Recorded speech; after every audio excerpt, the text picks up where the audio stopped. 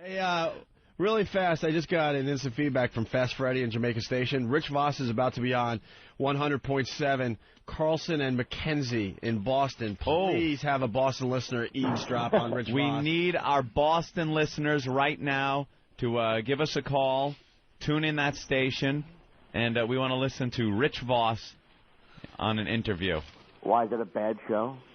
I don't know. No, we just, you know this, Jimmy. We when he goes around America, we like to... We follow Rich and we fuck call up him his interviews and stuff. The best is calling him and hearing his phone ring while he's on the interview, and he goes, and then he gets all nervous because he knows who it is, but he can't, he doesn't want to mention it because he doesn't want to blow up his spot. Yeah, it's great, and we just get him, we put him in a horrendous situation. He's afraid if he doesn't pick up the phone that you guys will be mad at him. Yeah. He really is Yeah. a fucking coward.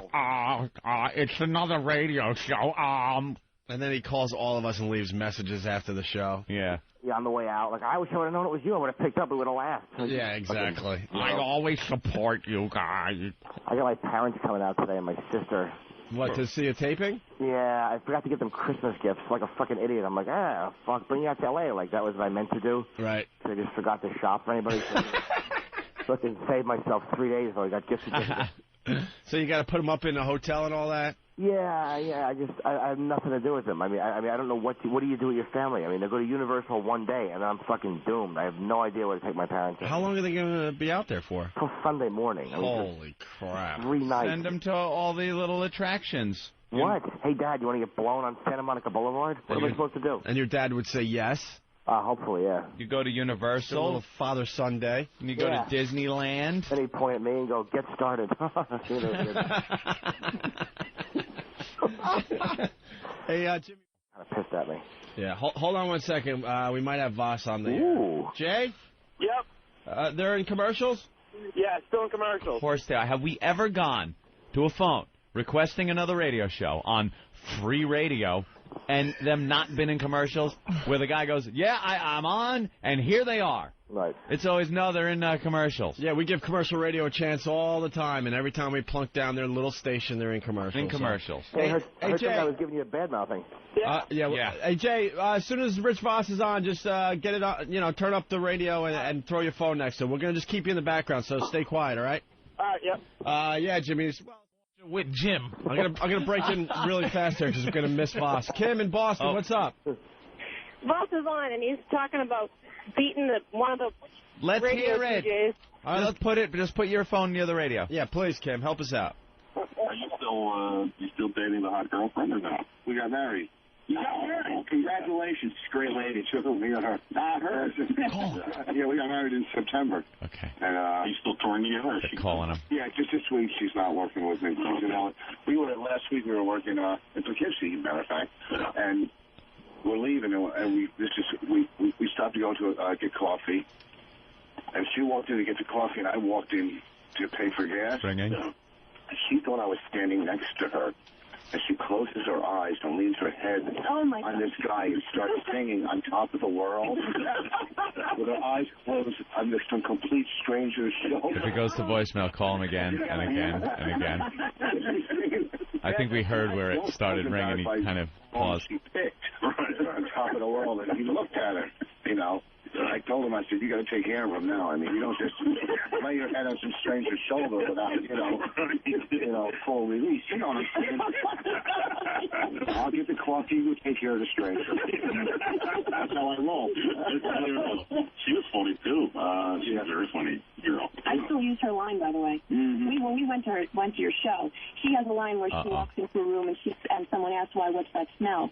Oh. Yeah. Now, they make me do that wherever we are, and I have to scream it. Those are my privates. She did that line probably 100 times. That's the week after we went. We can't wait to take her to Vegas. They have a hole on this show? Yeah. You're just very funny, man. We appreciate you coming on the show. Oh, I love it. I'm glad you had me. This is great. I've already told this story, but I'll tell it again.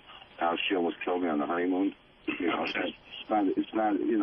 It's been told, but... Oh, God, she had her period, and of course it's been told. Let's go upstairs and, fool around. Got a period. It was my time of the month. So I swam away from her because I'm thinking, hey, if she wants to attract... You want to buy a tampon string? I'm not walking around Hawaii with one arm like a surfer. You know what I'm saying? I can't even surf. Oh, God. Yeah, she has an HBO special out now. That's nice. Yeah, she's doing good. And we had a pilot last year. Did you get an HBO It's not even Rich anymore. No. Please. It's got every time you listen to him, it's just Rich and Bonnie. It's deflating, man. They're like Stiller and Mira. It's I still love Voss, but almost just like on a tap him on the top of the head kind of way. Like, yeah. You always have a place in my heart. Fucking loser. I've been using. I've been on more vacations from that gift basket. Isn't that amazing? It's unbelievable the stuff they give. And you know these celebrities aren't using half of them.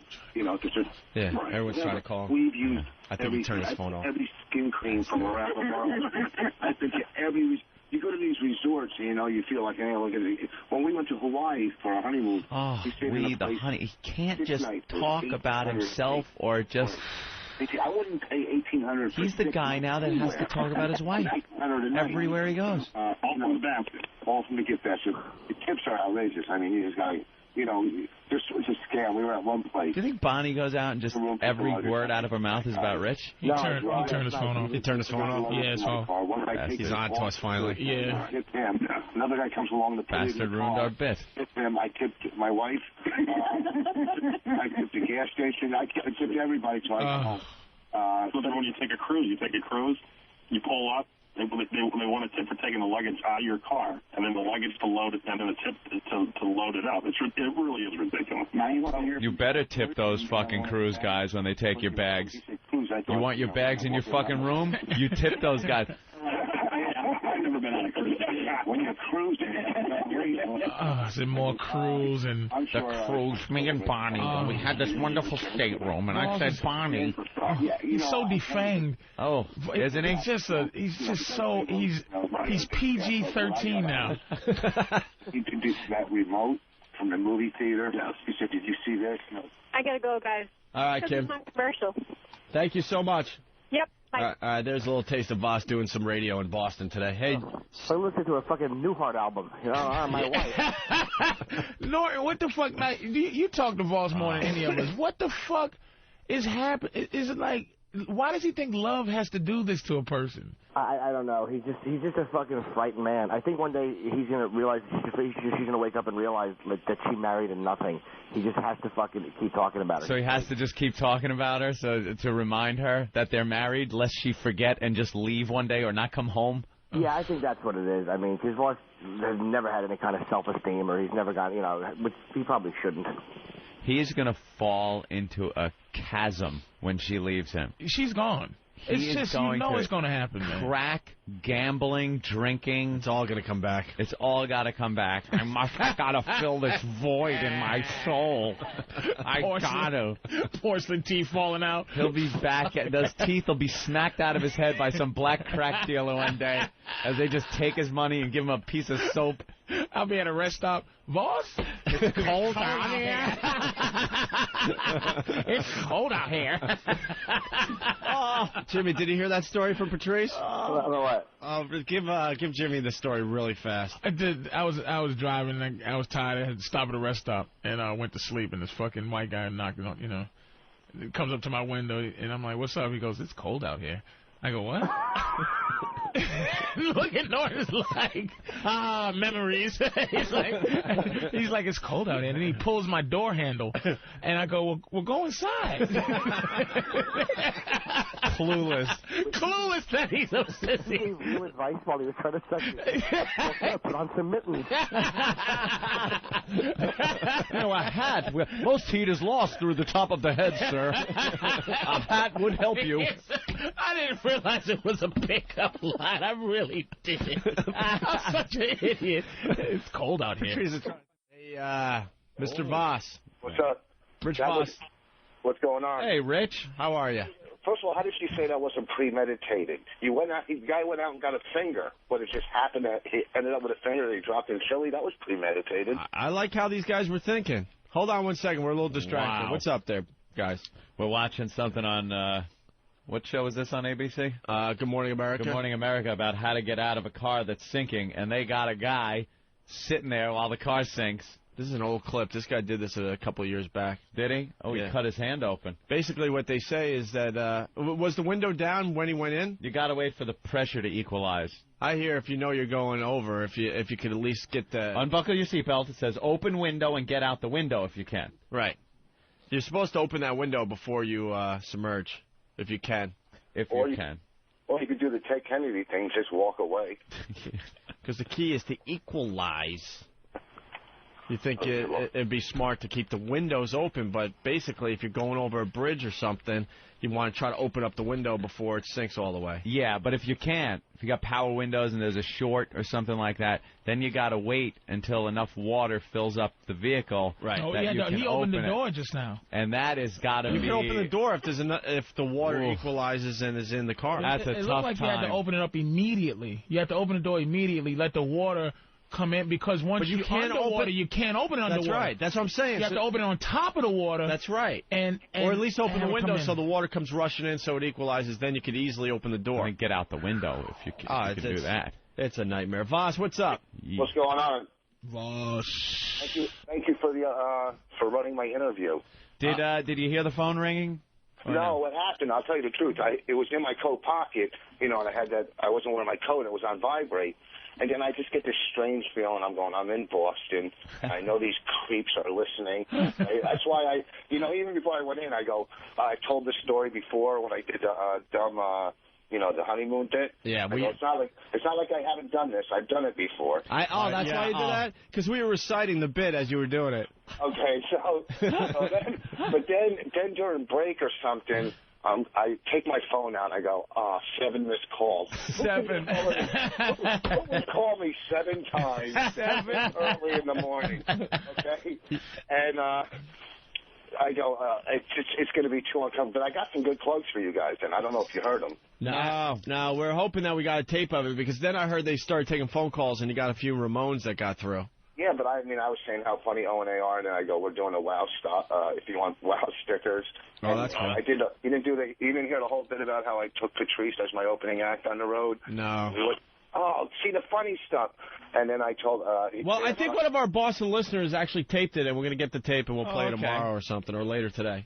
And then I was telling, they were asking about my daughter. I said she goes out with some horrible kid named Willie Burr. Oh, really? Willie Burr. Oh, you're doing inside jokes. That's good.